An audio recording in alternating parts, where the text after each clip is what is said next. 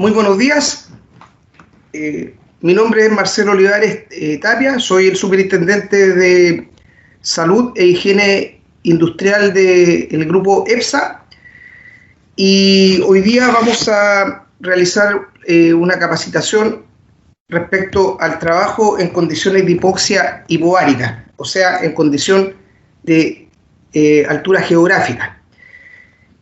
Dentro de mi experiencia profesional, trabajé bastantes años en Asociación Chilena de Seguridad, en el área de evaluaciones ocupacionales y medicina del trabajo, en el cual justamente revisábamos todos los temas relacionados con la aptitud que deben tener los trabajadores para poder desempeñarse en condiciones de hipobaria.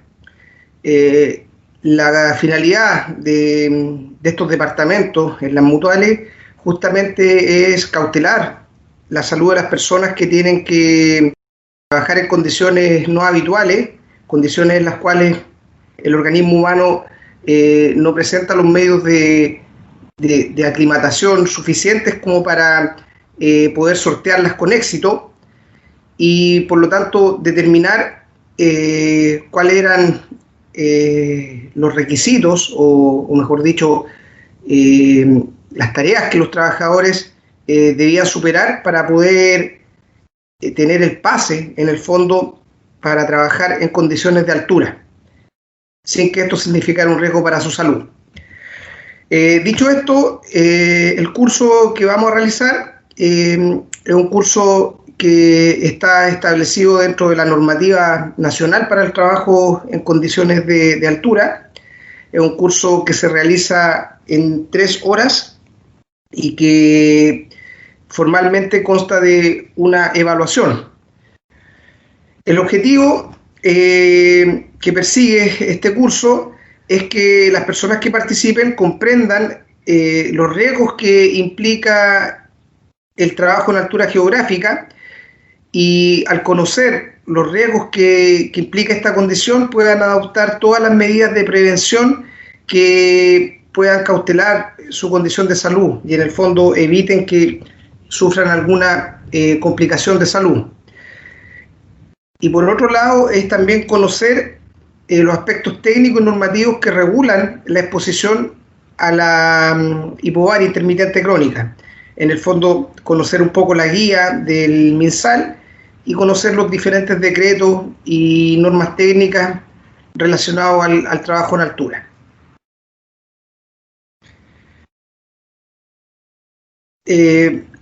La capacitación está dividida en unidades.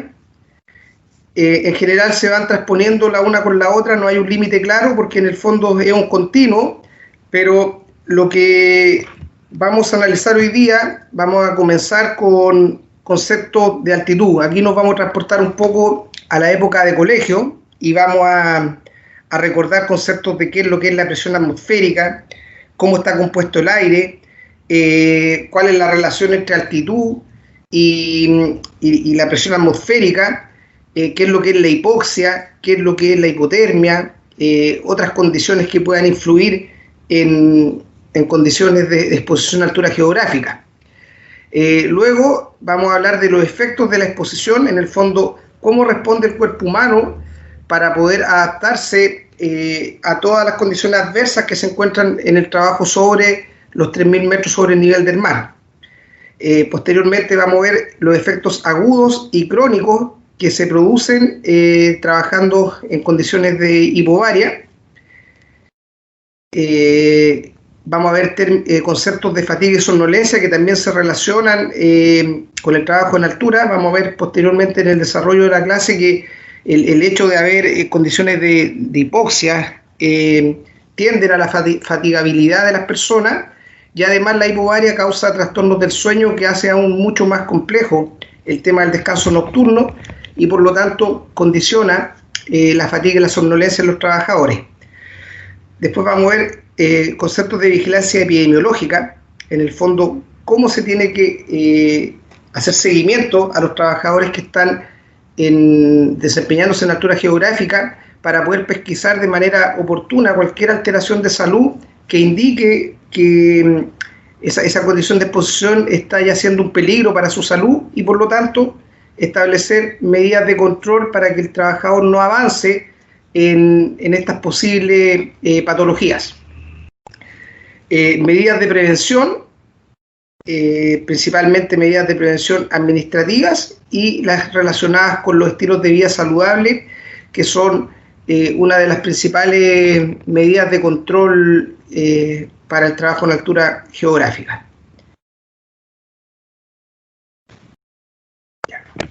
Entonces, la primera gran pregunta, ¿qué es lo que es la altura geográfica? Porque en todos los temas de salud ocupacional o incluso en temas de seguridad, de higiene y de otras ramas, siempre uno tiene el concepto, dice, altura sí, pues es estar arriba de un cerro, pero generalmente cuando ya comienzan a haber regulaciones, se establecen parámetros más objetivos para definir los conceptos y dejar bien en claro cuando estamos hablando de la problemática en sí. En este caso, por concepto, por definición, altura se refiere a la distancia vertical que hay entre un punto de la Tierra con respecto al nivel del mar. Por ejemplo, si yo me paro arriba de un edificio, la distancia que hay desde el mar hasta el sector en que yo estoy parado en ese edificio es lo que se tiende a conocer como altitud o elevación, que se mide en relación al nivel del mar, ya que se establece que el nivel del mar es el punto cero, el punto atmosféricamente neutro. Entonces, cada vez que nosotros hablemos de altura, vamos a estar hablando de una distancia vertical entre el punto cero, que es el nivel del mar, y el punto en el que yo me encuentro.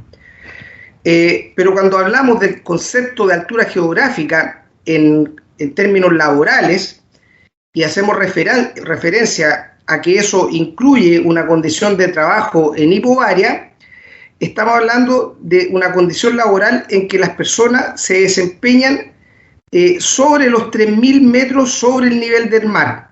O sea, cuando una persona tiene un trabajo y ese trabajo se desarrolla no necesariamente durante toda la jornada, puede ser incluso en parte de esa jornada, sobre los 3.000 metros sobre el nivel del mar, ya estamos hablando que la persona está expuesto a hipobaria intermitente crónica, que es lo mismo que decir que está expuesto a altura geográfica, y cuando esa altitud supera los 5.500 metros sobre el nivel del mar, ya estamos hablando de gran altura geográfica. Sobre los 3.000 metros de altura, los cambios fisiológicos que tiene que sufrir una persona para poder acomodarse a las condiciones adversas que existen en este lugar, ya son suficientes como para catalogar que esta condición de trabajo es una condición peligrosa para la salud. Pero más de alguno de ustedes podrá pensar, pero bueno, ¿y qué pasa si cuando nosotros hacemos evaluaciones de higiene sobre los 1.000 metros sobre el nivel del mar, ya comenzamos a hacer modificaciones de los límites? Entonces, uno podría pensar, sobre los 1.000 metros de altura, para los términos de higiene, uno ya considera que algo hay, porque hay que hacer diferenciación en los límites. ¿Por qué la gran altura o la altura geográfica no se considera sobre los 1.000 metros sobre el nivel del mar? Eso es una buena pregunta, porque efectivamente sobre los 1.000 metros sobre el nivel del mar, ya el cuerpo humano comienza a tener modificaciones que le permitan estar en esa condición. 1.000 metros sobre el nivel del mar ya es una condición en la cual el cuerpo humano necesita hacer adaptaciones para poder funcionar de manera habitual, normal, pero echando a andar ciertos mecanismos de defensa que le permitan mantener esa normalidad. Pero claro, se considera condición crítica sobre los 3.000 metros sobre el nivel del mar, porque en esa condición ya es mucho más agudo, es mucho más grave, por así decirlo, la cantidad de mecanismos de defensa que el cuerpo humano tiene que utilizar para poder mantener su condición de funcionamiento normal. Por ejemplo, es lo mismo que decir por qué se considera una persona expuesta a ruido cuando está sobre 82 decibeles, si ya un ruido de es lo suficientemente alto como para escucharlo y para que incluso me cause cierta molestia, digamos, en términos de audición. Es porque, claro, a los 80 existe, es ruido, pero todavía no está en la magnitud suficiente de causar una alteración certera de la audición. Entonces, casi siempre en los términos de higiene se establece el límite en los cuales supuestamente las personas podrían comenzar a tener complicaciones de salud, y desde ese límite es que se establece la condición de exposición, ¿ya? Entonces, el principal problema es que en la medida en que una persona comienza a subir, a trabajar, digamos, a mayor cantidad de metros sobre el nivel del mar, se produce una reducción de la presión barométrica. Ahí posteriormente vamos a ver qué es lo que es la presión barométrica, lo que a su vez conlleva una reducción de las presiones parciales de gases, dentro de ella el oxígeno, y esto hace que el menor aporte de oxígeno al cuerpo humano genere una condición que se llama hipoxia, que es, en el fondo, el oxígeno es esencial para todos los procesos celulares, ya que mediante el oxígeno se hace la respiración celular aeróbica, lo que produce energía para que las células puedan mantener un metabolismo. ¿Ya? Entonces, el principal problema es ese: la reducción de la presión barométrica produce un descenso de las presiones parciales de los gases, por lo tanto hay, por así decirlo, una menor disponibilidad de oxígeno en condiciones de altura, lo que lleva a que el cuerpo oxigene menos, lo que se llama hipoxia, ¿cierto? Y esta hipoxia altera el funcionamiento celular, ya que hay menos cantidad de oxígeno disponible para el metabolismo y por lo tanto la producción de energía. Entonces, en condiciones de altura geográfica, esta reducción de oxígeno lleva a condición de una fatiga, de un cansancio, e incluso en condiciones más avanzadas, problemas de salud como edema pulmonar o incluso edema cerebral y otras condiciones de riesgo que pueden ser potencialmente fatales. Existen estudios en que se construyeron dos carreteras de iguales características, no sé, la misma cantidad de metros, la misma cantidad de espesor, con la misma cantidad de trabajadores, tratando de igualar, digamos, las condiciones, pero la diferencia está en que una se hizo sobre el nivel del mar y la otra se hizo a X cantidad de metros sobre el nivel del mar. Y dentro de los resultados de este estudio se comprobó que la que se hizo en el nivel del mar se realizó de manera mucho más rápida.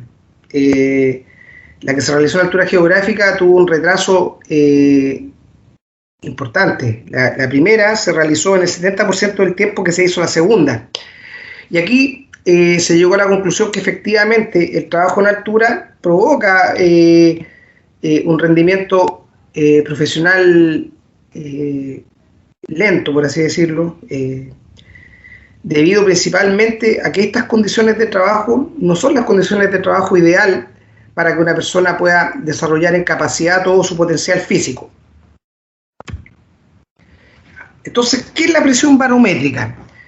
Bueno, antiguamente los griegos fueron los primeros que comenzaron a suponer de que el aire tenía peso, de que el aire efectivamente estaba compuesto por ciertas partículas, moléculas y otros componentes que en el fondo hacían que el aire tuviera peso y que en el fondo ese peso era distinto dependiendo la posición o el lugar donde uno se podría situar.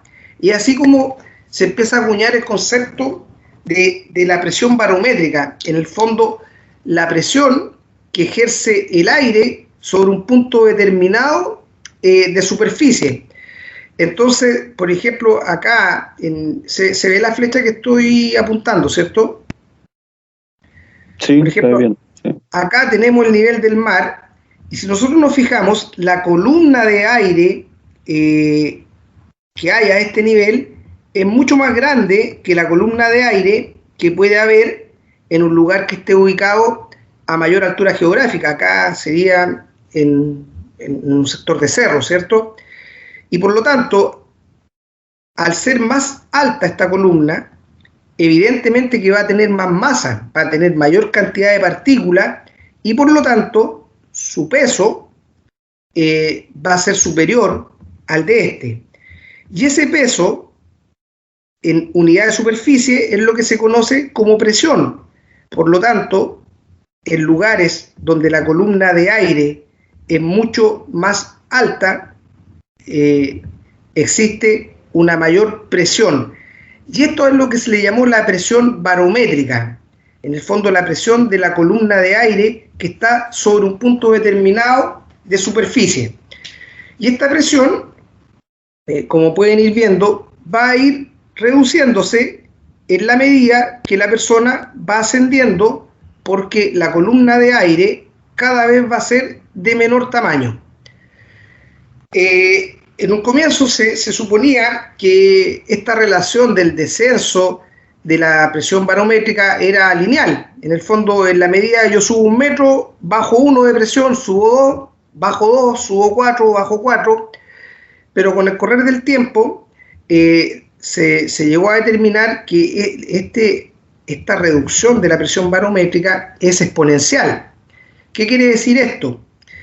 Que en la medida que yo comienzo a subir, es poco el cambio que se produce, pero cuando ya me encuentro en puntos de mayor altura y haciendo menor cantidad de espacio, la caída de la presión es mucho más elevada. En términos más simples, es como que en un comienzo cae lentamente, pero una vez que ya voy ganando altura, la caída de la presión es mucho más significativa. Y a esto además se agrega que en condiciones de altura geográfica, en lugares donde hay bajas, condiciones de albedo importantes, elevadas, se producen otros mecanismos con el aire que hacen que su densidad disminuya y por lo tanto la presión barométrica cada vez que uno va ascendiendo va reduciéndose cada vez más. En buen castellano, yo puedo subir hasta los 3.000 metros relativamente bien, no lo voy a tolerar bien, y todo ese trayecto lo pude hacer a buen ritmo, a buena velocidad, sin que me pasara nada. Pero ya de los 3.000 a los 3.200, probablemente sí voy a sentirlo, porque eso son 200 metros, a diferencia de los 3.000 que ya subí. Pero la caída de la presión que hay en esos 200 metros es mucho más significativa que toda la que hubo en el trayecto anterior. ¿Se entiende, cierto? Entonces imagínense, después subir de 3.500 a 4.000 es como si yo subiera 2 veces de 0 a 3.000 en términos de esfuerzo y en términos de lo que eso va a significar para la fisiología de mi cuerpo. Entonces por eso a veces decir, no, yo trabajo a 4.000, ¿qué te cuesta trabajar a 4.200? No es tan simple, porque entre los 4.000 y los 4.200 pueden haber diferencias significativas que realmente puedan ocasionar alguna complicación al trabajador que va a estar en esas condiciones. ¿Ya? Entonces, acá se trata de explicar un poco lo que estaba diciéndoles, que a nivel del mar la presión barométrica es de 160 milímetros de mercurio, ¿cierto? A la mitad del ascenso al Monte Everest es de 500, o sea, a la mitad. Luego, en la cima, 8.000 es 300, y un poco más arriba es de 150, o sea, baja a la mitad y después baja un poco más arriba de manera significativa. Entre 760 y la mitad baja 160, que es lo mismo que entre el otro trecho de mitad. ¿Se dan cuenta? Bueno, Como les decía, el aire está compuesto no solo por gases, sino que también está compuesto por partículas, principalmente partículas que provienen de actividades desarrolladas por los humanos, ¿cierto? Pero los principales gases que componen el aire son el nitrógeno, el oxígeno y el argón. Pero también hay otros componentes como el vapor de agua, dióxido de carbono, ozono, ¿cierto? Polvos, polen, esporas, ceniza, y otros contaminantes como el cloro, como plomo, ¿cierto? Flúor, mercurio. Y toda esta mezcla de gases, cada gas tiene una diferente proporción en la composición del aire, ¿cierto? Y esta mezcla de gases es la que hace que el aire tenga un peso y por lo tanto cada gas contribuye a este peso y es lo que se le llama la presión parcial de cada uno de estos gases. Al aumentar en altura geográfica no es que cambie la composición de los gases que existen en la atmósfera, la composición es la misma. Simplemente lo que cambia es la presión parcial de estos gases. ¿Qué es lo que quiero decir? A nivel del mar, la presión de oxígeno es aproximadamente, la concentración de oxígeno es aproximadamente de un 21% del contenido del aire, ¿cierto? En altura geográfica va a seguir siendo el mismo 21%. La diferencia es que en altura geográfica la presión que tiene es menor. Y como ustedes bien saben, los mecanismos de transferencia pulmonar de gases se hacen a través de diferencias de presión. Por lo tanto, si tengo un oxígeno que va a tener una menor presión parcial, la difusión de este hacia el interior del organismo va a ser menor, porque en el fondo la regulación que hace el cuerpo es a través de diferencias de presión. ¿Se entiende, cierto? Bueno, más adelante voy a explayarme en la fisiología pulmonar y se va a poder entender mejor. Entonces, así tenemos que el nitrógeno tiene un 78% del volumen de los gases que componen el aire, ¿cierto? Luego viene el oxígeno casi con un 21% y después los otros componentes ya en bastante menos proporciones, dióxido de carbono, argón, neón, helio y entre otras partículas.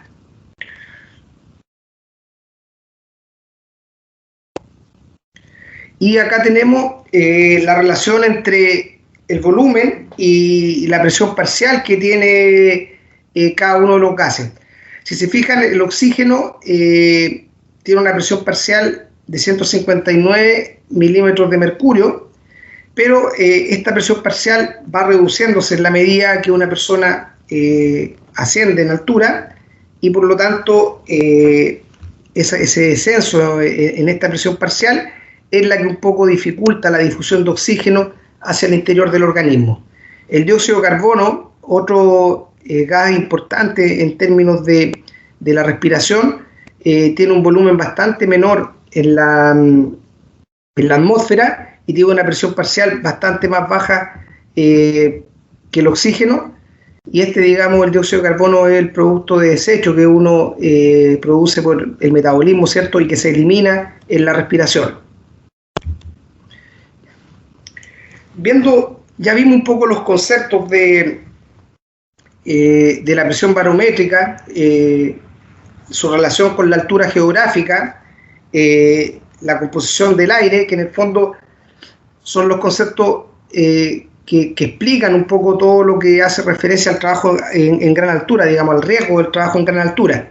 Ahora vamos a revisar un poco el funcionamiento del cuerpo humano. Vamos a hablar de fisiología respiratoria principalmente. Daniel Ávalo, para hacer participar un poco. Aquí estamos volviendo un poco al liceo, al colegio, ¿cierto?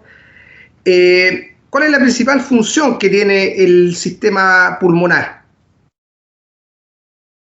Si nos puedes explicar tú aquí a través de esta diapositiva que estamos presentando. Hola, buen día. Bueno, la primera función sería oxigenar la sangre y de ahí traspasar el oxígeno a las diferentes células de todo el cuerpo y recoger a la vez el dióxido de carbono y algunos otros gases para eliminarlos del cuerpo. Perfecto. Esa, en estricto rigor, esa es la función del sistema respiratorio. Y para cumplir esa función, el sistema respiratorio tiene toda una anatomía, tiene diferentes partes, cada una con una función específica para poder llevar a cabo este proceso tan importante de oxigenación de las células. A ver, Giselle, ¿por qué es importante o cuál es la razón de que las células tengan que oxigenarse en términos biológicos?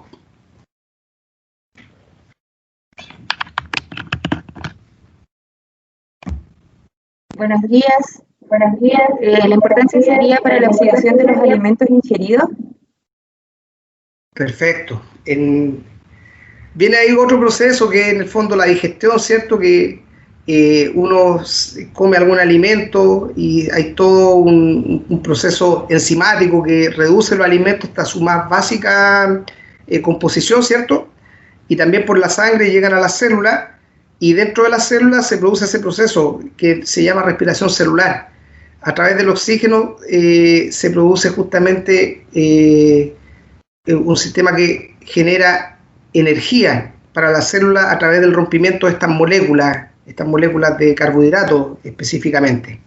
Entonces, efectivamente, esa respiración celular se hace con oxígeno y es la que permite que las células tengan energías para poder realizar todas las funciones y en el fondo realizar todas las funciones corporales. Ahí la importancia del mecanismo de la respiración. Bueno, todos tenemos claro que sin respiración las personas no podemos vivir, ¿cierto? Bueno, el sistema respiratorio está compuesto por un tubo que va tomando diferentes nombres de acuerdo a las funciones que van realizándose en ella y que termina en un árbol bronquial que en su parte más distal tiene la unidad funcionante que se llaman los alvéolos. En el fondo, una persona al respirar, el oxígeno ingresa tanto por la nariz como por la boca, pasa por la faringe, laringe, tráquea, ¿cierto? Los bronquios, y al llegar al alvéolo, que es la unidad funcional, es donde se produce, en el fondo, el intercambio gaseoso, porque estos alvéolos tienen una virtud de estar muy bien irrigados. ¿Qué quiere decir esto? Que tienen muchos capilares, llegan muchas redes sanguíneas y por lo tanto el intercambio que se hace entre el oxígeno que uno respira y los productos de desecho que vienen del metabolismo, principalmente anhídrido de carbono, se produce en estas unidades. Es aquí donde el CO2 abandona, por así decirlo, la sangre y el oxígeno se une a la sangre para posteriormente, a través de los vasos sanguíneos, llegar a las diferentes células de los sistemas corporales. Entonces, el pulmón tiene esa tarea principal y está compuesto anatómicamente por estas partes donde el aire entra y va teniendo un tratamiento antes de llegar al alvéolo, que es la parte funcional del pulmón. Pero también hay otro músculo muy importante en la respiración, que está, digamos, fuera de la caja torácica, que es el diafragma, porque el diafragma actúa como un fuelle y en el fondo va empujando el pulmón hacia arriba o hacia abajo, lo que hace que el pulmón aumente su presión o reduzca su presión, y estos cambios de presión que tiene el pulmón son los que en el fondo hacen que el aire entre y salga. Como les decía, todo esto se trata de un tema de cambios de presión que se producen en esta cajita torácica que hace que haya flujos de gases. Esto es muy físico. Flujos de gases de entrada y flujos de gases de salida. Entonces, el proceso de la respiración humana puede dividirse en 4 etapas, principalmente. podrían haber subetapas, pero en términos macro son 4. La primera, que es la ventilación pulmonar, que en el fondo es el intercambio de aire entre la atmósfera y los alvéolos pulmonares de los procesos de inspiración y la expiración, lo que normalmente nosotros conocemos como respirar. En el fondo, mover mi caja torácica para que entre aire al pulmón y para que salga aire del pulmón, ¿cierto? O sea, intercambio entre el aire atmosférico y el aire que viene desde dentro del organismo, ¿cierto? Esa sería la primera etapa, que después la vamos a ver en detalle. Luego viene la segunda etapa, porque la respiración no es solo esto, sino que ese aire que llegó hasta el alvéolo tiene que difundir, y la segunda etapa es la difusión, o sea, el paso de estos gases, principalmente oxígeno, desde el alvéolo a la sangre y viceversa, de dióxido de carbono de la sangre al alvéolo, para en el fondo llevar oxígeno a la sangre y sacar el anhídrido de carbono que viene en la sangre, ¿cierto? Entonces esa es la segunda etapa de la respiración que se produce en el alvéolo, que es la difusión de gases en sentido inverso, ¿cierto? Luego viene la tercera etapa, que es el transporte de los gases por la sangre. Entonces, en el fondo es llevar el oxígeno en la sangre hasta las diferentes células y también sacar los gases que producen las diferentes células a la sangre y en el fondo hacer el trayecto de vuelta al sistema pulmonar. Y la cuarta etapa es una etapa más neuronal, si se quiere decir, que hace referencia con la regulación de la respiración. Porque este es un proceso tan complejo que es regulado por centros neurales superiores, mínimas diferencias, cambio, no sé, de pH de la sangre, de reducción de presiones parciales en los vasos sanguíneos, hacen que se requieran cambios urgentes en el proceso, y es un sistema muy sensible que está permanentemente monitoreado para provocar todos los cambios que se requieran para hacer eficiente el proceso. Ustedes me preguntarán, ¿y qué importancia tiene hablar de esto cuando nosotros estamos estudiando acerca de la hipobaria? Tiene mucha importancia porque, como les decía, el cuerpo humano no está hecho para trabajar en altura geográfica, es una condición de estrés para él, y por lo tanto, al estar en la altura geográfica, se alteran estos mecanismos de ventilación, de transporte, de regulación del proceso respiratorio. Entonces, primero tenemos que saber de qué se tratan estos procesos para posteriormente comprender cómo es que la hipoxia altera estos procesos. Esa es la importancia, y por eso partimos desde estos conceptos para llegar al final a unirlos todos y comprender de manera global el problema, ¿ya? A ver, Carlos Molina. ¿Llegó Carlos, cierto? Sí, aquí estoy, Marcelo. Hola, ¿cómo estás? Buenas. Buenas. Entonces, veíamos los procesos de la respiración, ¿cierto? No sé si tú podrías explicarnos con tus palabras, a ver si sale un poco más simple, a qué hace referencia el primer proceso de ventilación pulmonar. En el fondo, el proceso de intercambio de aire entre la atmósfera y el pulmón.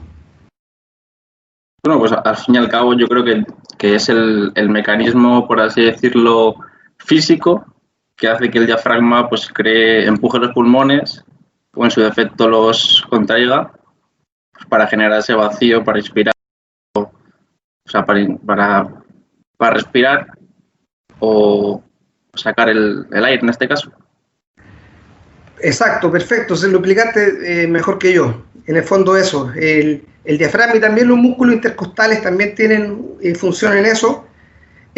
Al mover esta caja torácica con los pulmones adentro, provoca diferencias de presiones, ¿cierto? Cuando uno inspira, el diafragma sube, ¿cierto? Por lo tanto, el espacio pulmonar se agranda. ¿Y qué es lo que hace eso? Que se reduzca la presión parcial dentro del pulmón y por lo tanto el aire de afuera entra, porque supuestamente afuera habría más presión que en el interior del pulmón. y viceversa cuando uno expira, que se produce todo lo contrario, hay mayor presión dentro del pulmón que en la atmósfera y por lo tanto el aire tiende a salir, ¿cierto? Y en el fondo esa es la regulación, es una regulación netamente física de sistemas de presión. El diafragma se mueve, se contrae, se relaja, aumenta el volumen, eso provoca cambios de presión y esos cambios de presión van haciendo que el aire difunda entre la atmósfera y el interior del pulmón. Luego viene la segunda etapa, que es la ventilación alveolar. Entonces, ¿qué es lo que pasa? Que veíamos que el aire que entraba a través de todo el tubo del árbol respiratorio, ¿cierto?, llegaba a los alveolos, y en los alveolos, que es la parte más pequeña, más funcional del pulmón, es donde se produce el intercambio en sí entre el oxígeno que ingresó y el anhídrido de carbono que se produjo en los procesos de metabolismo, ¿cierto? Y veíamos que esta zona es una zona que tiene mucha irrigación, tiene muchos vasos sanguíneos, por lo tanto, es una zona que está hecha para que se produzca un intercambio masivo de oxígeno que es tan necesario para el funcionamiento celular, ¿cierto? Entonces, esa es la segunda etapa, la ventilación alveolar, que se produce en el alveolo, por supuesto, y que en el fondo es la difusión entre el oxígeno que hay en el pulmón y el anhídrido de carbono que viene de las células, y en el fondo se produce un intercambio y que también se produce por temas de presión.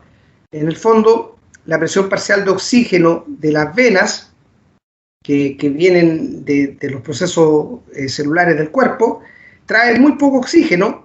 En cambio, en el pulmón hay mucha presión parcial de oxígeno y por lo tanto se produce por simple difusión, que el oxígeno pasa del alveolo a la vena, y por el contrario, como veíamos, el aire atmosférico tenía muy poca presión de dióxido de carbono, ¿se acuerdan? Veíamos que tenía una composición de 0,3%, por lo tanto tiene muy poco dióxido de carbono. En cambio, la sangre venosa que viene del proceso corporal, del proceso celular, trae mucha presión parcial de dióxido y por lo tanto difunde desde la vena hacia el alveolo.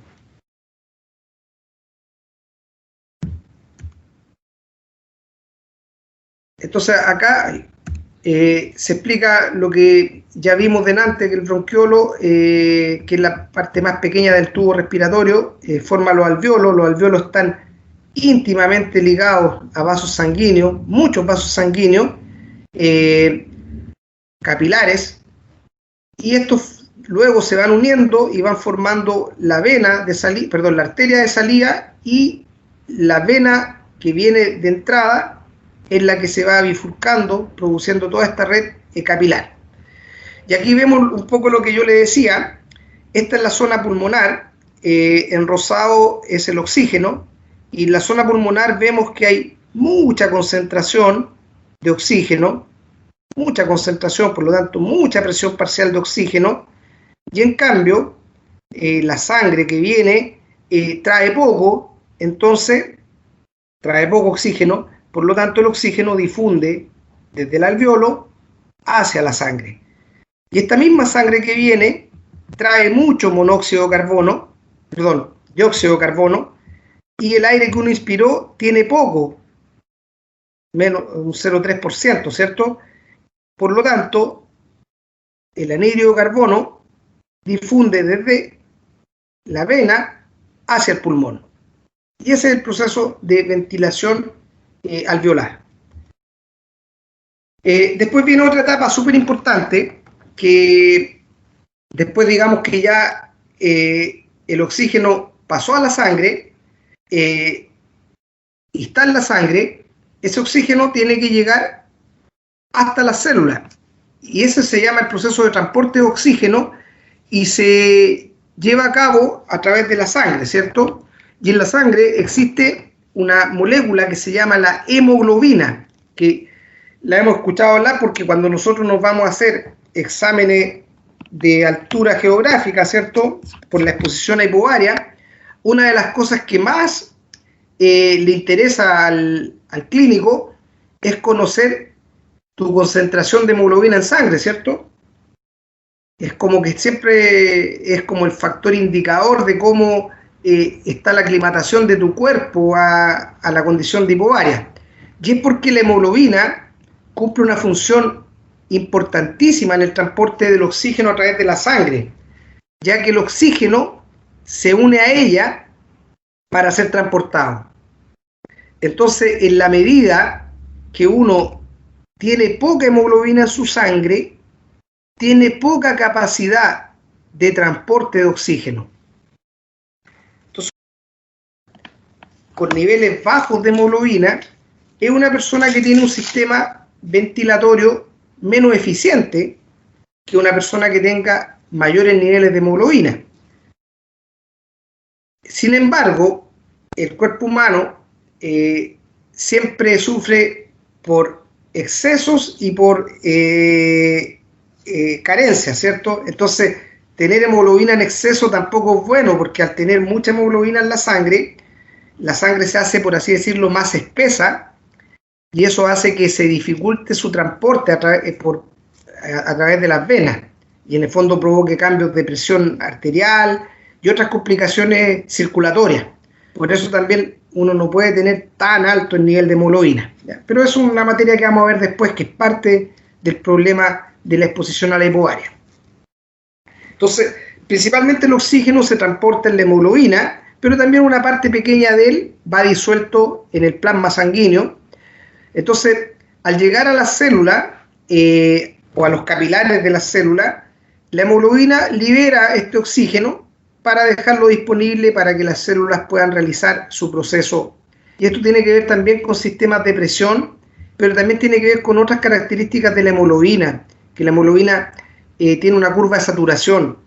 Es un tema muy complicado para poder explicarlo ahora, pero se trata principalmente de las funciones o de las características que tiene la hemoglobina, que hace que tome el oxígeno al inicio y luego lo vaya liberando en la célula. Pero la hemoglobina también tiene afinidad por el dióxido de carbono, por el monóxido de carbono y por otros gases.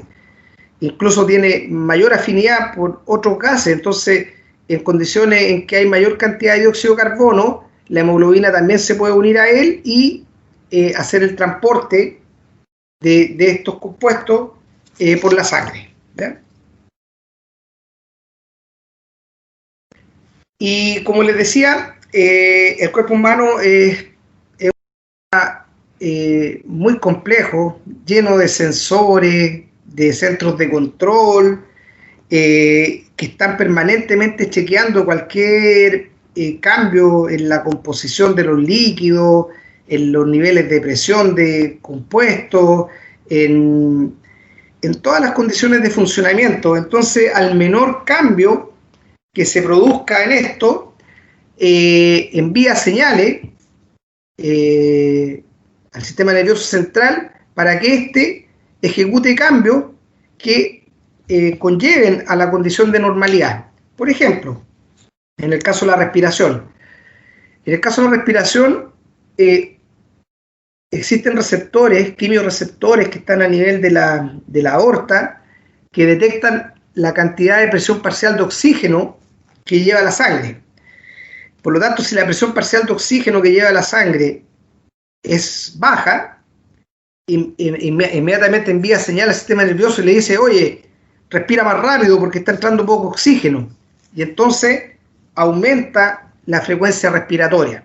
Y uno, en vez de respirar 8 o 12 veces por minuto, puede llegar a respirar 20, 25 veces por minuto. ¿Por qué? Porque el organismo está interpretando: está entrando poco oxígeno, debe ser que la persona no está respirando, mandémoslo a respirar más. Ese es uno de los mecanismos de regulación, porque hay otros mecanismos que hacen referencia al funcionamiento renal. En el fondo es la cantidad de sustancias que el riñón comienza a eliminar para mantener el pH de la sangre, para mantener estos gases incluso que hay en la sangre, pero eso son otras regulaciones que también se realizan en pos de la respiración, pero que son mucho más complejas y las vamos a ver de una manera más simple en la medida que vamos avanzando con la charla, ¿ya? hasta aquí llegó la primera parte, que era una parte, por así decirlo, de recordatorio de cosas que estudiamos cuando fuimos al colegio, al liceo, o probablemente también en otros lugares, ¿cierto? Y ahora vamos a entrar específicamente al concepto de altura y al concepto del trabajo en condiciones de hipobaria. Ahora vamos a hablar un poco de la guía, de las regulaciones y, en el fondo, hablar específicamente de conceptos de altura geográfica, ¿ya? Francisco, ¿está ahí, cierto? Francisco Rodríguez. Sí, estoy escuchando. Ya, Francisco, por favor, me gustaría que tú nos explicaras un poco a qué se refiere el trabajo en gran altitud de acuerdo a la definición ministerial. Aquí la definición que tenemos enfrente, porque tú eres la persona que ahí va diciendo qué personas están expuestas, qué no. Bueno, tal como lo dice la definición que podemos leer en la presentación. Tiene que ver con principalmente, y como lo comentó Marcelo en algún momento también, con este límite en altitud que habla de los 3.000 metros sobre el nivel del mar, y por más de 6 meses, ¿ya? Con una permanencia mínima del 30% del tiempo en los sistemas de turno rotativo, como lo pueden leer. Entonces, dentro de eso, nosotros, todos los que estamos arriba en la mina, estamos expuestos a hipobaria, o sea, nuestros trabajos van de los 3.000 metros hacia arriba, no así de gran altitud, porque esa, como también lo ven aquí en el documento, supera los 5.500 metros y no tenemos esta condición en el área donde estamos. Gracias, Francisco. Si nosotros vemos un poco esto, a lo mejor podríamos discriminar parte de nuestro personal que va esporádicamente. A lo mejor hoy día, por ejemplo, Fernando, que va cada cierto tiempo a hacer algunas mediciones, y así algunos otros que no están 100% en el área, a lo mejor podríamos evaluar y ver que realmente no están expuestos, pero el resto estamos expuestos sí o sí. Gracias, Francisco. Bueno, ahí está principalmente. Hay 3 hitos en esta definición. Primero, en la altura, 3.000 metros. Eso. Segundo, por más de 6 meses, ¿cierto? Y tercero, permanencia mínima del 30% del tiempo de trabajo, ¿cierto? En esos 3.000 metros sobre el nivel de altura, ¿cierto? Y habla de turnos rotativos porque efectivamente el trabajo minero se produce en turnos rotativos de 7x7, 10x10, y en este momento, por la situación especial que tenemos de coronavirus, 14x14, ¿cierto? Y la extrema altitud es la que supera los 5.500 metros sobre el nivel del mar, ¿ya? Me imagino que la gran mayoría de ustedes ha tenido bastante experiencia con el trabajo de altura geográfica.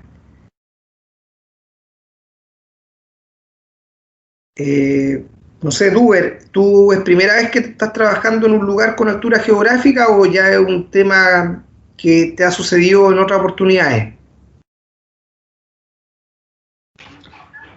No, bueno, yo llevo hartos años trabajando en altura geográfica, Caserones, estuve con la empresa mismo en Pelambre, y claro, lo demás ha sido casi en carreteras.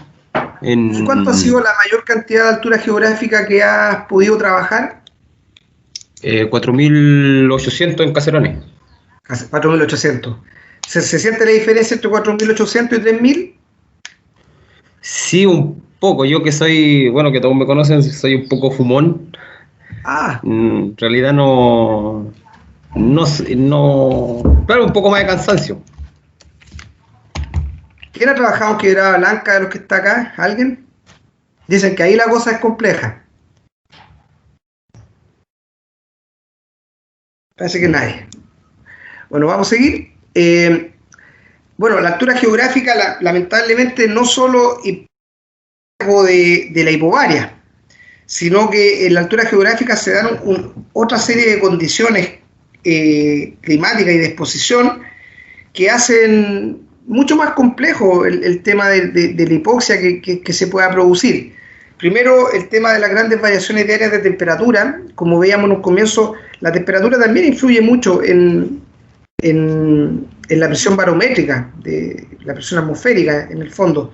Y por lo tanto, estas variaciones de temperatura también y variaciones estacionales de temperatura pueden hacer de que sea mucho más crítico la condición de hipobaria.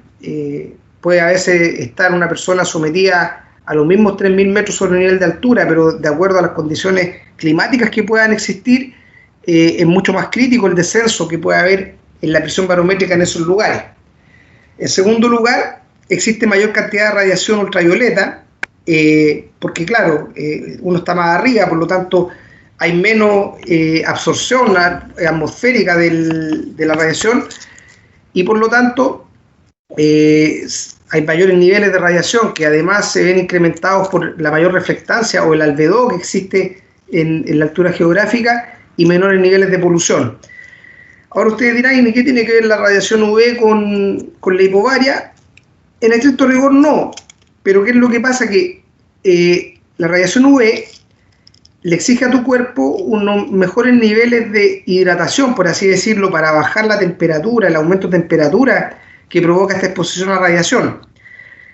Al estar deshidratado o al tener menores niveles de hidratación, ahí sí que afecta con la hipobaria, porque como les contaba, hay también una fase de regulación renal de la respiración, y ahí se necesita agua justamente para poder llevarla a cabo. Por lo tanto, una persona con una hidratación deficiente podría no tener mecanismos renales de compensación funcionando en un 100%. Entonces, por eso, no sé si ustedes han escuchado que siempre han dicho, cuando suban a altura vayan bien hidratados, porque efectivamente el riñón ayuda mucho en la regulación principalmente del pH, porque se produce una acidosis respiratoria que se llama en estas condiciones de hipobaria, y el riñón es el que ahí tiene que hacer la pega.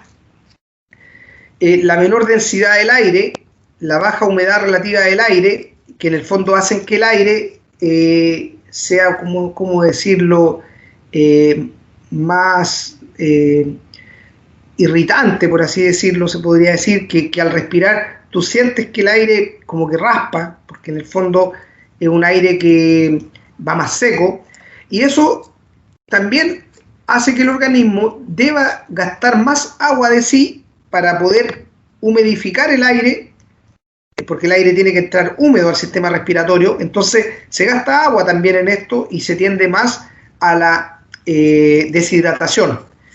Y por otro lado, desde el punto de vista psicológico, que en las condiciones de altitud geográfica existe una condición de aislamiento, ¿cierto?, que para algunas personas puede ser más o menos crítica, ¿cierto? Hay aislamiento físico y aislamiento familiar. En los sistemas de turnos mineros, sobre todo ahora, estos sistemas de 14×14, que me imagino que ya sobre el día 12 debe ser bastante duro el estar trabajando en estas condiciones. Ya. Entonces, como veíamos, en la altitud geográfica se produce un descenso de la presión parcial de los gases, y uno de los principales gases que se reduce es el oxígeno, que veíamos que era imprescindible para la respiración celular, y esto lleva a una condición que se llama hipoxemia. ¿Qué es la hipoxemia? Es la reducción del nivel de oxígeno en la sangre. La hipoxemia conlleva a la hipoxia. ¿Qué es la hipoxia?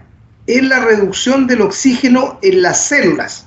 Entonces, claro, respiro menos oxígeno, por lo tanto, se reduce la presión parcial de oxígeno en la sangre, que se llama hipoxemia, y al haber hipoxemia, se produce hipoxia, que en el fondo llega a menor cantidad de oxígeno a las células. Entonces, el organismo, para compensar estas reducciones, en una primera etapa lo que hace, aumenta la frecuencia cardíaca y produce hiperventilación. Claro, ¿por qué? Porque, ¿qué es lo que dice el organismo? Me está entrando poco, por lo tanto voy a hacer cambios más frecuentes para compensar lo menos que me está entrando. No sé si se entiende. Si te entran habitualmente 10, tú necesitas respirar 8 y tienes 60 pulsos por minuto. Pero si te empiezan a entrar 5, ¿qué dice el organismo? Respiro al doble y lato al doble para seguir teniendo los 10 que yo necesito para vivir. Entonces, esa es la primera regulación. Aumenta la frecuencia cardíaca, aumenta el pulso y aumenta la frecuencia respiratoria. Pero estos mecanismos no son mecanismos que uno podría decir, ya, bien, salvé, con esto soluciono el problema, porque son mecanismos muy caros. ¿Qué quiero decir? Una persona no puede estar todo el día taquicárdico y no puede estar todo el día con ventilaciones sobre los 35, porque el músculo cardíaco se cansa y porque el músculo pulmonar y diafragma también se agota. Y después no puede sostener ese descenso en el aporte de oxígeno a través de estos mecanismos. Entonces estos mecanismos no pueden ser usados de manera continua por mucho tiempo. Y es por eso que el cuerpo tiene que realizar otras compensaciones menos costosas, por así decirlo. Y esas regulaciones tienen que ver con otros mecanismos que los vamos a ver más adelante. Primero estamos viendo la aclimatación rápida, en el fondo inmediata. Aumenta el pulso, aumenta la ventilación. Esto lleva a una alcalosis respiratoria. ¿Qué es una alcalosis respiratoria? Es la reducción del pH de la sangre. ¿Por qué? Porque al ventilar más, yo también estoy botando más dióxido de carbono al ambiente, y por lo tanto estoy reduciendo el pH de la sangre. Y esta situación tiene que ser compensada por el riñón. Por lo tanto, este aumento de la frecuencia cardíaca y de la ventilación me lleva a trastornos en la sangre, que tiene que entrar el riñón también a batallar, ¿cierto? Entonces, al estar trabajando en altura geográfica, mi cuerpo, para poder mantenerse funcionando igual como cuando estamos a nivel del mar, tiene que producir cambios. Y esto le pasa a todas las personas, de manera más aguda a quien no está aclimatado, ¿cierto? Entonces, la hipoxia intensa reduce la capacidad de trabajo, porque en el fondo el cuerpo también dice, tengo que guardar la energía, tengo que irme con calma, porque no estoy en condiciones ideales, y entonces es por eso que la disposición de energía celular es menor. Al reducirse la cantidad de oxigenación cerebral, la eficacia mental, en el fondo ese pensamiento rápido, agudo, también se puede reducir. Las personas andamos más lentas en altura geográfica, y por otra serie de regulaciones también se altera la calidad del sueño. Por lo tanto, en altura geográfica se producen efectos en todas las personas. ¿Ya? Aquí tenemos una gráfica en que habla, de acuerdo a la presión parcial de oxígeno que existe, cuál es la saturación de este. Cuando esta curva muestra la altura geográfica, cuando estamos sin altura geográfica, cuando estamos a 4.300 metros de altura, o sea, 4.100 pies, una persona aclimatada puede llegar a tener niveles de saturación de oxígeno cercano al 90%. Esa misma persona, o mejor dicho, en esa misma condición, una persona no aclimatada tiene niveles de 75 de saturación de oxígeno. ¿Qué es la saturación de oxígeno? Es ese examen que les ponen una pinza en el dedo, ¿cierto? Que en el fondo es para ver la oxigenación distal que tiene el cuerpo. Los valores normales son entre un 90 y un 100%. Generalmente una persona está sobre el 95% de saturación de oxígeno en condiciones de normalidad aquí a nivel del mar. Pero en la altura, estos valores no superan los 90%. Es muy poco visto que una persona tenga más saturación de oxígeno que 90, porque en el fondo la condición de oxigenación nunca va a ser óptima. Sin embargo, una persona aclimatada puede llegar a esos valores, pero una persona no aclimatada no sube a los 75%.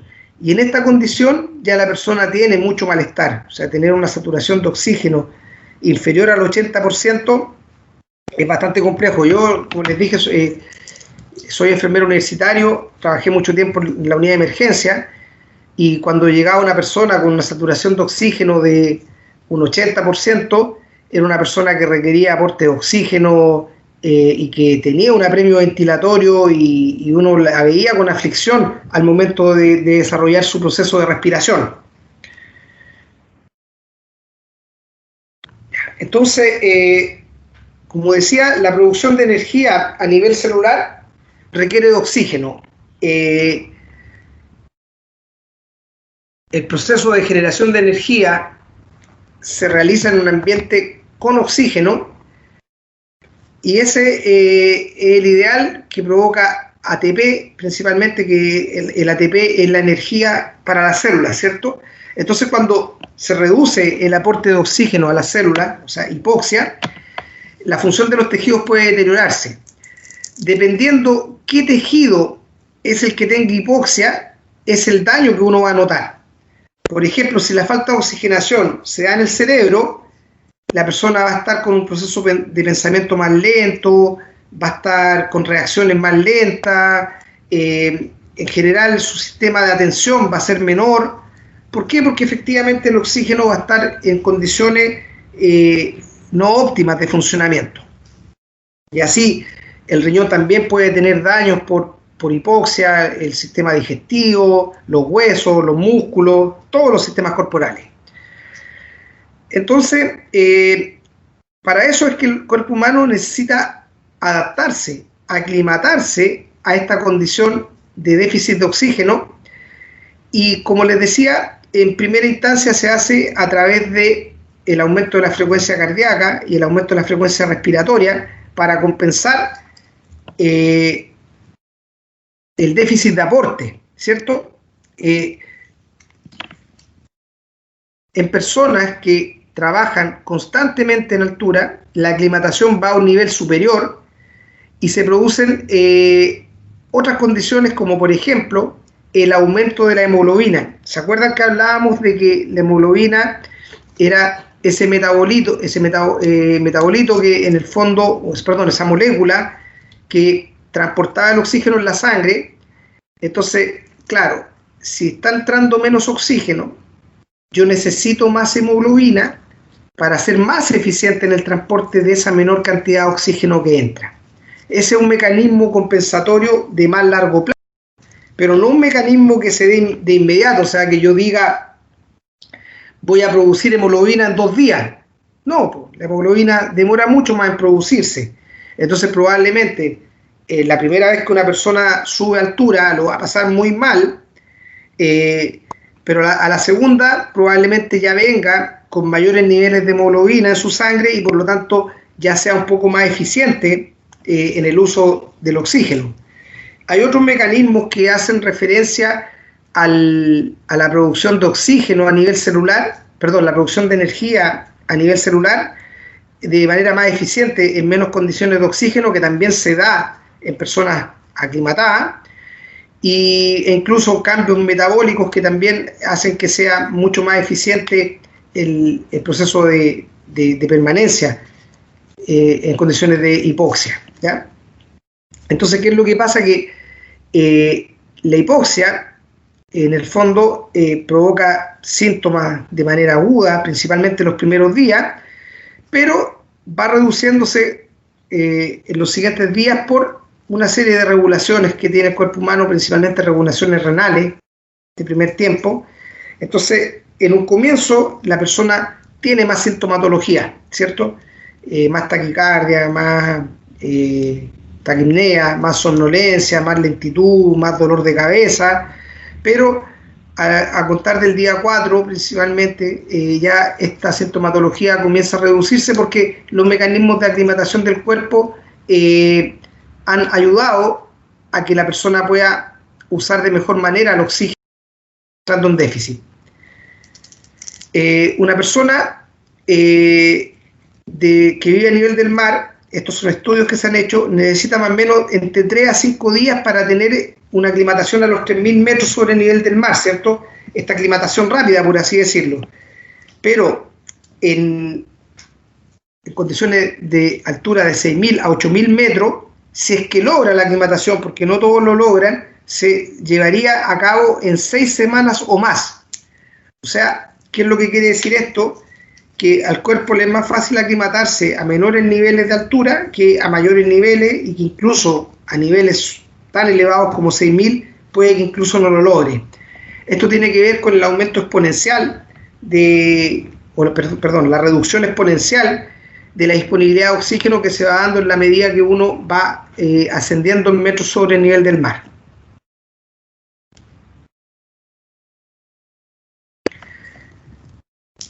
Ya, entonces, como les decía, además de la regulación ventilatoria y de la regulación renal para mantener el equilibrio y en el fondo mantener el funcionamiento corporal, hay otros mecanismos de compensación cardiovasculares para que sea más eficiente el transporte de oxígeno, como veíamos, el aumento de la frecuencia cardíaca, que no es un mecanismo tan óptimo porque en el fondo le provoca detrimento al cuerpo humano, pero también hay otros como el aumento de la producción de eritropoyetina, que va a llevar al aumento de la hemoglobina, como les decía recién, que es la molécula que transporta el oxígeno a los tejidos, y el último eslabón es que las células se hacen más eficientes en la captación y en la utilización del oxígeno, lo que les decía adelante, que a nivel intracelular el mecanismo de producción de energía se hace más eficiente utilizando menor cantidad de oxígeno, produciendo mismos niveles de energía. Estos últimos mecanismos no están tan estudiados, pero sí se reconoce su existencia en pruebas de laboratorio, pero no se entiende muy bien cómo lo puede realizar el organismo. Entonces, veíamos que el cuerpo humano no está hecho para trabajar en altura, o mejor dicho, para vivir en altura. Sin embargo, la persona puede compensar eso en el corto plazo a través de mecanismos muy costosos, que en el fondo no se pueden mantener por siempre, y en el largo plazo a través de mecanismos más estables, que en el fondo van a permitir este trabajo en la altura.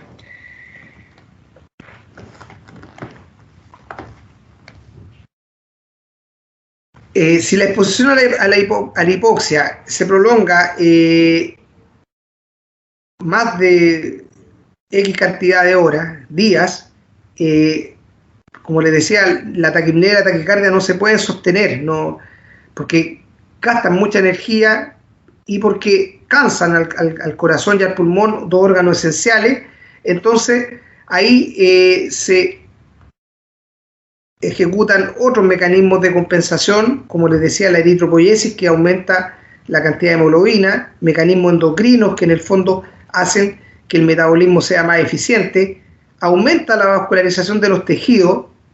Esto es muy visto en los deportistas. Por eso los deportistas tienen músculos generalmente,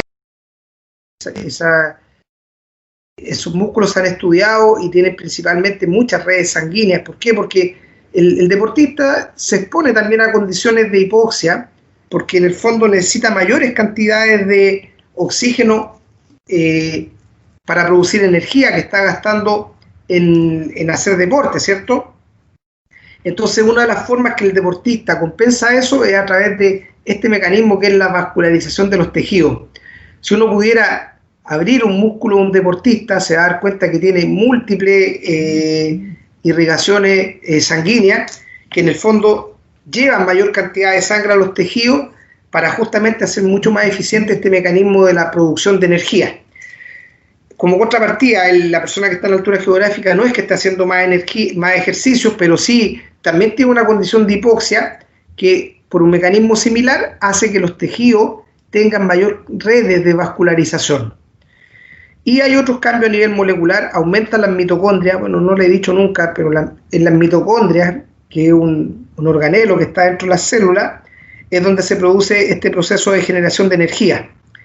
Por lo tanto, al aumentar la cantidad de mitocondrias en las células, tenemos más sectores donde poder realizar el proceso de generación de energía celular. Y la mioglobina, que en el fondo es una partícula del músculo, hace referencia a este proceso de mayor vascularización de los tejidos, ¿ya? Entonces, estos mecanismos son los que hacen que el cuerpo pueda ser más eficiente, cada vez más eficiente a la altura, y por lo tanto pueda exponerse posteriormente sin mayores complicaciones. Esto un poco la acomodación que hace el cuerpo humano para poder tolerar de mejor manera esta condición de exposición a la hipoxia que se produce en condiciones de altura geográfica.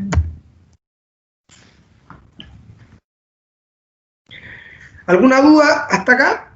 Principalmente... Marcelo. ¿Te escucho, sí? Rodrigo Galvez por acá, Marcelo. Hola, Rodrigo. Hola. Mira, consulta respecto de la aclimatación. Podríamos decir entonces que un turno largo no ayudaría más que algún turno corto. No sé, estoy pensando que si la aclimatación de una persona lleva de 3 a 4 días en altura. Sí, mira, Rodrigo, te adelantaste un poco porque al final, dentro de las medidas de control, íbamos a analizar un poco qué era lo más óptimo, pero tú tienes toda la razón. Pero yo te voy a lanzar una pregunta. No es necesario que me la contestes ahora, pues en la medida que avanzamos, o por lo menos para que te la cuestiones tú. Si tú estás más tiempo en altura, si tienes turnos más largos, también vas a tener descansos más largos. Así como se produce un proceso de aclimatación al llegar a altura geográfica, se produce un proceso de, le vamos a llamar, desaclimatación, para volver a vivir en condiciones de nivel del mar, que también significa todo una serie de otros malestares, no relacionados con esto, pero también porque es como que hubiese mucho oxígeno para ti. Entonces también vas a tener más días de descanso, y por lo tanto eso va a llevar a que tú pierdas un poco de aclimatación para volver. Entonces ahí está el equilibrio que se tiene que tener, y esa es la pregunta que te lanzo para posteriormente poder analizarla. Ya, perfecto, me queda claro. Gracias, ¿ya? Marcelo. Ya. Esto yo encuentro que este es uno de los temas más complejos, ya que empezamos a ver parte de los efectos del trabajo en altura geográfica. A ver, dentro de la experiencia de ustedes, cuéntenme, a ver, no sé quién tiene, me imagino que todos han trabajado en altura, a ver, Elvis, que no lo hemos escuchado. ¿Has tenido tú alguna vez problemas de sueño trabajando en altura geográfica, que te cueste conciliar el sueño, que despiertes muchas veces en la noche, que tenga apnea de sueño?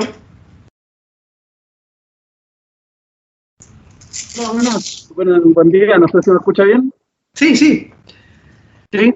Bueno, claro, hemos tenido temas de aclimatación con los ítems que salen muchas veces en la guía, que son los dolores de cabeza, falta de sueño, la mala calidad del sueño, como dice ahí.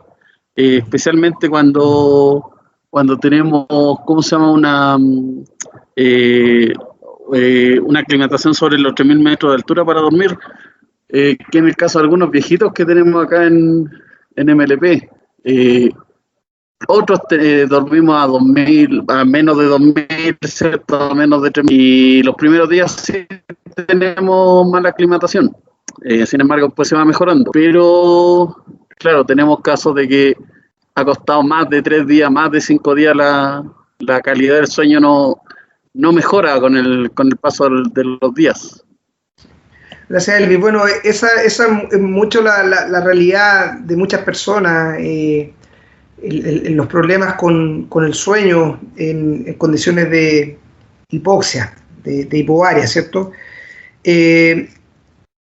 Principalmente, como decía Elvis, se da antes de producirse esta aclimatación ventilatoria, principalmente en los primeros días de volver al turno, porque cada vez que uno vuelve a turno tiene una mini aclimatación, porque efectivamente hay condiciones de largo aliento, pero que al bajar se produce este proceso de desaclimatación, por así decirlo, y uno al volver otra vez al trabajo en altura rotativo tiene que echar a andar mecanismos de compensación, ¿ya?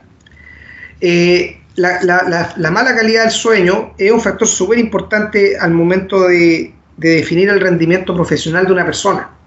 No es lo mismo trabajar a nivel del mar que trabajar sobre los 4.000, sobre los 3.000, incluso sobre los 2.000 metros de altura. Así como les decía, El cuerpo humano ya a los 1000 metros de altura comienza a producir cambios fisiológicos.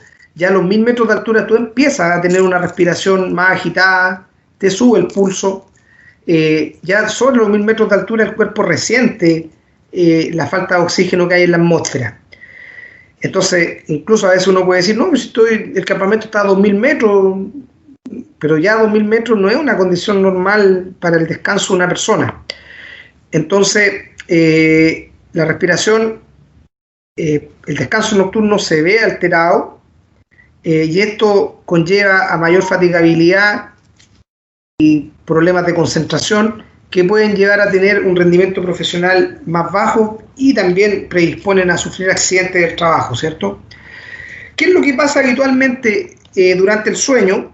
Durante el sueño habitual, no estoy hablando acá de altura, es cuando el cuerpo humano, y valga la redundancia, descansa y en el fondo le da como vacaciones a gran parte de los órganos para que se recuperen, para el día siguiente nuevamente poder rendir. Es ahí la importancia de tener un buen reposo nocturno. Además, en el sueño se producen una serie de hormonas y otras sustancias que ayudan al cuerpo a eliminar células que puedan estar mutadas, a recuperar procesos biológicos. El sueño es muy importante. No vamos a hablar ahora principalmente del sueño, eso puede ser otra charla. Pero ¿qué es lo que pasa cuando estamos en altura geográfica? Al descenso de todos estos valores normales de funcionamiento, porque cuando uno duerme en condiciones normales, a uno le puede bajar el pulso a 40 por minuto. La respiración te puede bajar a 4 respiraciones por minuto. ¿Por qué? Porque como tú no tienes un funcionamiento celular, no requieres tanta energía para mantener el cuerpo funcionando, el cuerpo está en descanso. Por lo tanto, todas las variables vitales bajan, la presión arterial, baja el pulso, baja la frecuencia respiratoria, la filtración renal, el peristaltismo abdominal, baja todo. Pero en condiciones de altura, que te baje la respiración es muy nocivo, porque el aire tiene menos oxígeno y por lo tanto tú estás yendo a una situación mucho más al límite. No sé si me explico. Entonces, si a esto se le suma otro cuadro que se provoca en altura geográfica, que es la apnea del sueño, que en el fondo se producen pausas en la respiración, que se ve, eso se causa por otros mecanismos que causa la hipoxia en el sistema nervioso central en la altura, puede hacer de que esta condición te lleve a tener muchos despertares durante la noche. ¿Por qué? Porque esa reducción del nivel de oxígeno en la sangre va a hacer que el sistema nervioso de alguna forma reaccione, despierta para que respiren más, ¿me entiendes? Y es por eso que las personas que trabajan en la altura geográfica tienen un descanso tan malo, despiertan tantas veces en la noche, tienen insomnio, porque en el fondo ese descenso natural de las condiciones de funcionamiento del organismo en condiciones de hipoxia puede llevar al cuerpo a tener un funcionamiento deficiente que lo haga despertar, para que en el fondo es como sacúdete, empieza a funcionar otra vez. ¿Para qué? Para compensar esa falta de oxígeno ambiental. Y eso, despertar tantas veces en la noche, para nadie es agradable, ¿cierto? Uno despierta con el cuerpo cortado, como si no hubiese dormido, y se traduce en tener todo un día de poca energía y de poca concentración y de poco rendimiento.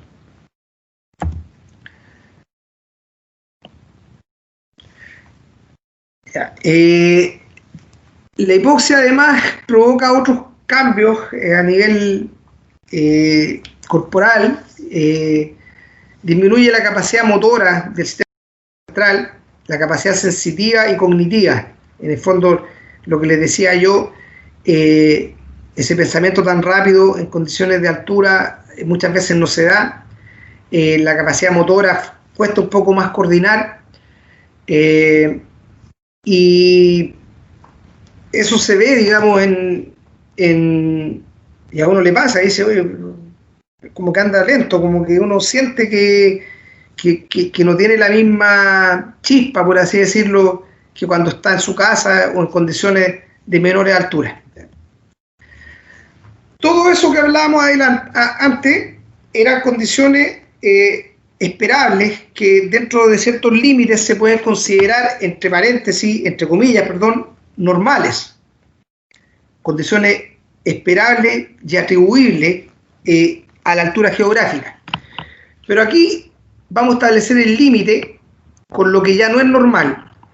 Vamos a hacer un break ahora, un break de 10 minutos, yo principalmente para tomar agua porque llevo ya mucho rato hablando, pero también ustedes para que se preparen un cafecito, se tomen un poco de aire y podamos retomar la segunda parte con nuevo frío.